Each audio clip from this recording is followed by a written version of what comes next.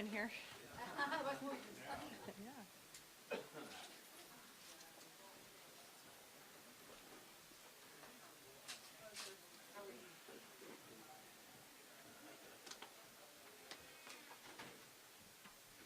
Very good. Got everybody? Well, good morning. It's great to see all of you. I really appreciate you coming out because many of you, I'm sure like me, did not get a lot of sleep last night. But we're here in Trenton. Just had a meeting with the governor because we really wanted to hit the ground running. It's just so important as we look to the future to fight hard for prosperity for the 9 million citizens here in New Jersey. Make sure we protect liberty as we see the continued attacks on rights and freedoms, and really drive opportunities for everyone, for all of our children. So as governor, that's exactly what I'm going to fight to do, and we want to get some great people into the administration, which is why today I'm going to announce the head of our transition team, Dr. Dale Caldwell, the new Lieutenant Governor-elect of the great state of New Jersey, and Kelly Doucette.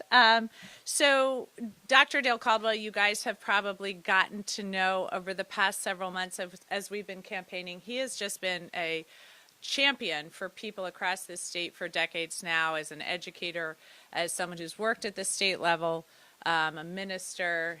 I always have to add, because it's always impressive to me, maybe just me alone, a great tennis player, and somebody who's fought for small businesses across our state. So he is he's going to bring his expertise to this transition, and then Kelly Doucette has a wonderful background and has worked hard for the state for many years now, and so I am incredibly excited that both of them have agreed to do this. Kelly's been at it for some time. We started some time ago, and then I had to duck out the last couple of weeks because I had another thing going on. But here we are, ready to go. So without further ado, maybe I'll have you guys say a few words. Thank you, Mikie. I want to begin by thanking Governor-elect Mikie Sherrill. Let me say that again. Governor-elect Mikie Sherrill, for the confidence she's placed in me as Lieutenant Governor. We've worked very well as a team, and I'm just excited to move forward. You know, and it's an honor to serve the state in this really, really important capacity.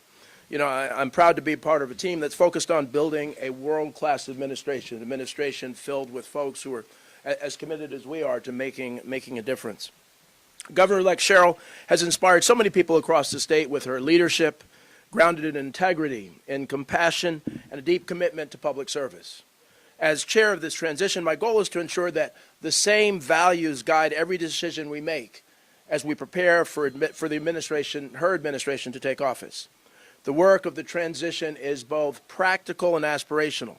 Practically, we must make sure that our government is ready to deliver for New Jerseyans on day one.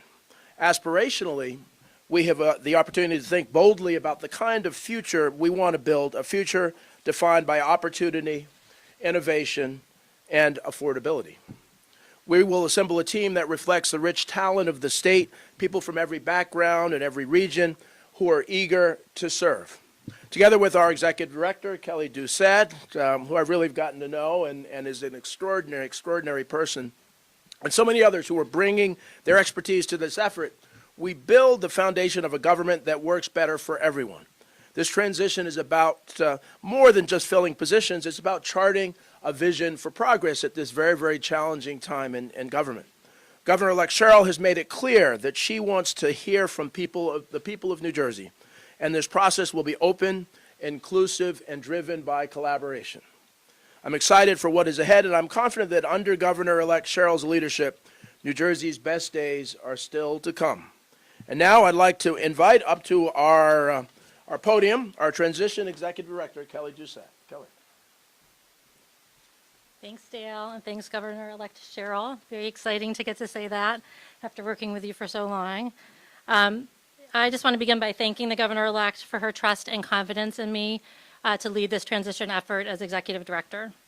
It's an honor to serve alongside such a dedicated and visionary leader, someone who spent her entire career putting people first, solving problems, and delivering results for New Jersey. The days ahead are going to be very busy ones. We have 77 days of transition, and it's going to be exciting, but also very busy and filled with tremendous opportunity. Our job as a transition team is to make sure that Governor-elect Sherrill is ready on day one, to ensure her administration reflects the values, energy, and priorities of the people of the state. That means building a team that is responsive to New Jersey, that works for every corner of the state, and brings forward the best ideas, no matter where they come from. It means creating an open and accessible process, one that invites public service and welcomes new voices to the table. I'm proud to be working with Lieutenant Governor-elect Dale Caldwell, also exciting to get to say that, Lieutenant Governor-elect, as our transition chair, and with so many talented and committed people who are stepping up to help guide this effort. Together, we will lay a foundation for an administration that is ready to tackle the big challenges ahead, from making New Jersey more affordable for working families to building a state government that is ruthlessly efficient and responsive to the needs of the people, and of course, saving you time and money. This is about more than a transition. It's about turning the hopes and ideas of this campaign into action and results for the people of New Jersey. I'm deeply grateful for this opportunity, and I'm looking forward to getting to work. Thank you, and I will turn it back over to the Governor-elect for questions. Yep. One of the key positions here in the next team is going to be the Attorney General. Do you intend to find a new Attorney General as you went on a platform of fighting the Trump policies that could hurt New Jersey? We are building the team out now, and we'll have announcements coming shortly. But we're going to hit the ground running, so it should be very soon. Governor-elect, can you just describe what you envision for your first 100 days? Yes, well, I'm going to declare a state of emergency on day one and freeze utility costs. And then really we'll get right to work on the kids' online safety agenda, where we are going to take on those algorithms as well as stand up a committee of excellence so we can get information, because right now the tech companies have most of the information. Join the tariff lawsuit very quickly that other states are engaged in to push back on the tariff program that Trump is running that's really harming our economy here, and then get to work on the state budget as well, because that's coming up very quickly. You have mentioned throughout your campaign that you're opposing Trump in various ways on various issues. Now that you are the governor-elect of New Jersey for 4 years, governor, he's going to be president for 3 years. Have you reached out to him? Has he reached out to you? Do you plan to have some kind of communication with him? As you know, Governor Murphy has created a relationship where he can work with this guy, even though he opposes a lot of what he's doing. We haven't spoken yet, but certainly I'm going to be working very hard to get resources, federal resources, back into New Jersey to discuss and take on the Gateway Tunnel funding right away, because that's such a key issue and such a key economic driver here. Governor-elect, given the results, do you consider yourself to have a mandate? Yes, I do. A very big one. Can I follow on that? Yeah, can we follow up?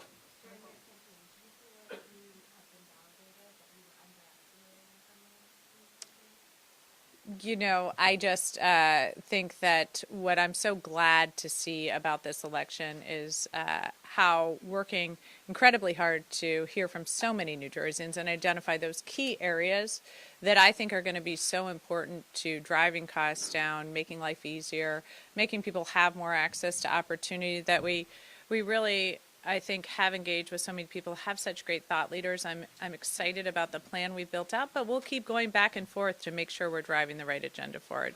Governor, you return to the mandate concept. How do you interpret these results? Last night in New Jersey, Virginia, and how do you,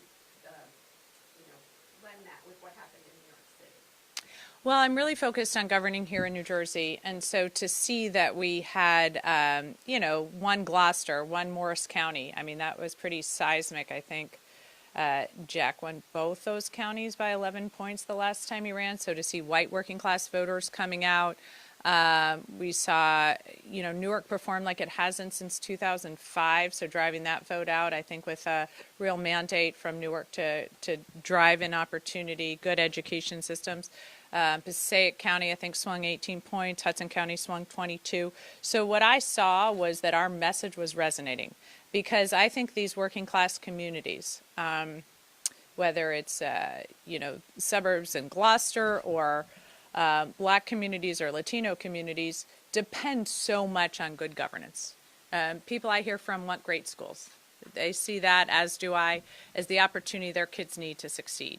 They want good job opportunities to get ahead, want to be able to afford a home, to start to build generational wealth. These are key issues. And so the reason I was so focused on affordability issues is because my community is so focused on affordability issues and how they're going to be successful. And then taking on some of what we see coming from Washington, because it's driving up prices everywhere, putting people out of business, stopping the economic growth of our economy. So when I say I have a mandate, that's what I have a mandate to do, is really focus in on working families. Can I ask about that? Can I ask about that? And then, you do talk about Latinos. No, I understand. Okay, well, I'll take a third bite at the apple. But on the mandate, other than the electrical rates, freezing them on day one, what specific promise have you made that is reflects your mandate? I mean,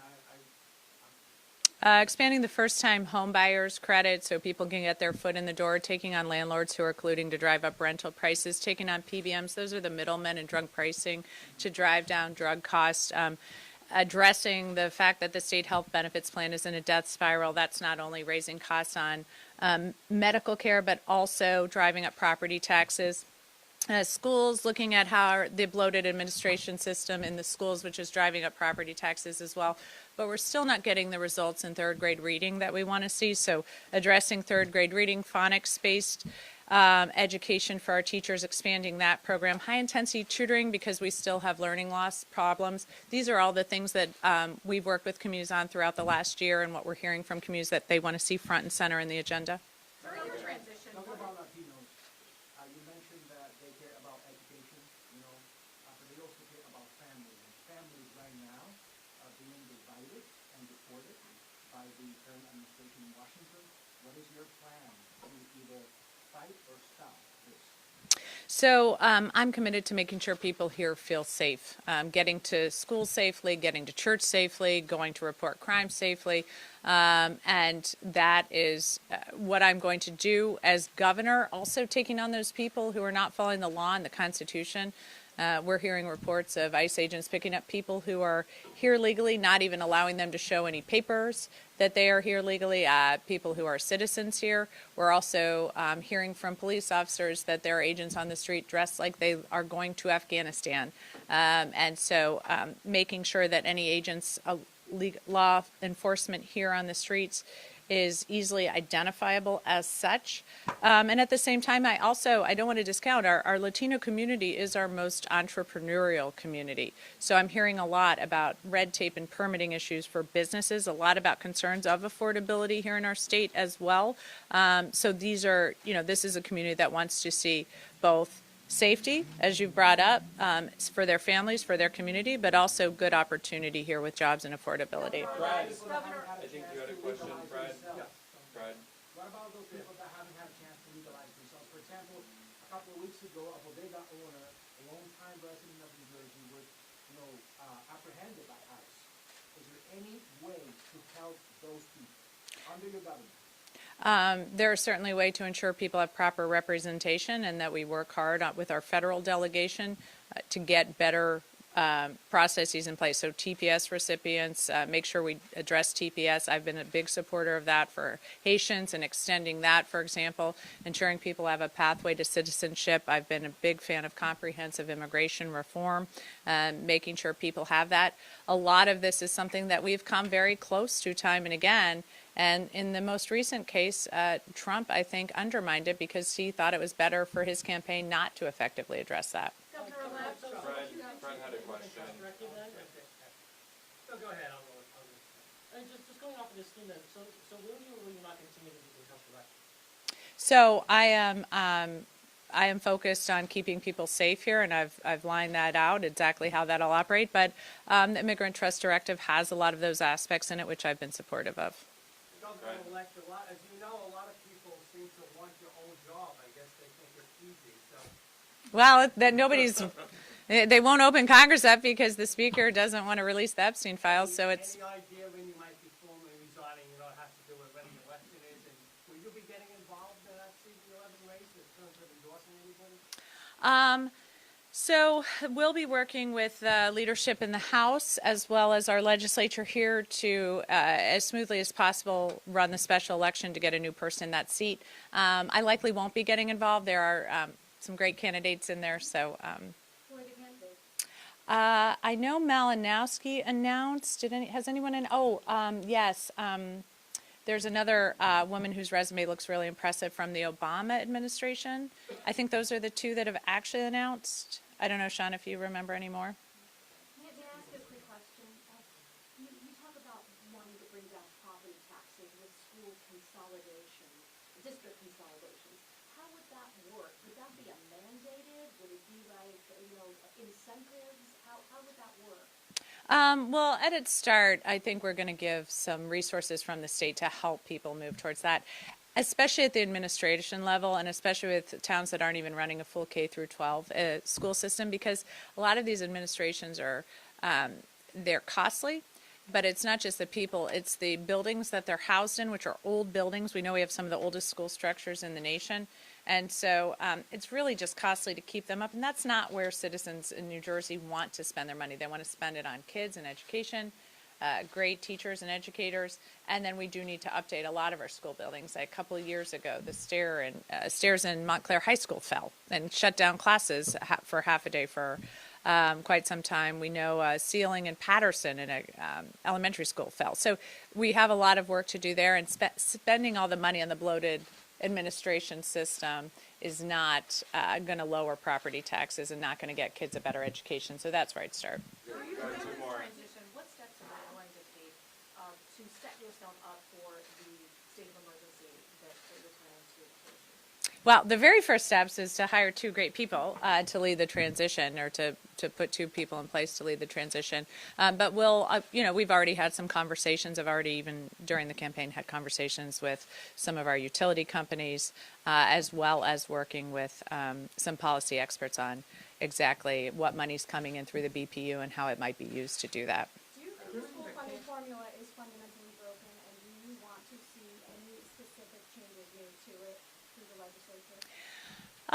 As a beginning point, it's to stabilize and modernize it. That right now we see wild swings year over year. So you're coming up to this, as school's starting, and suddenly you get your numbers and you start laying off massive amounts of teachers or cutting sports programs.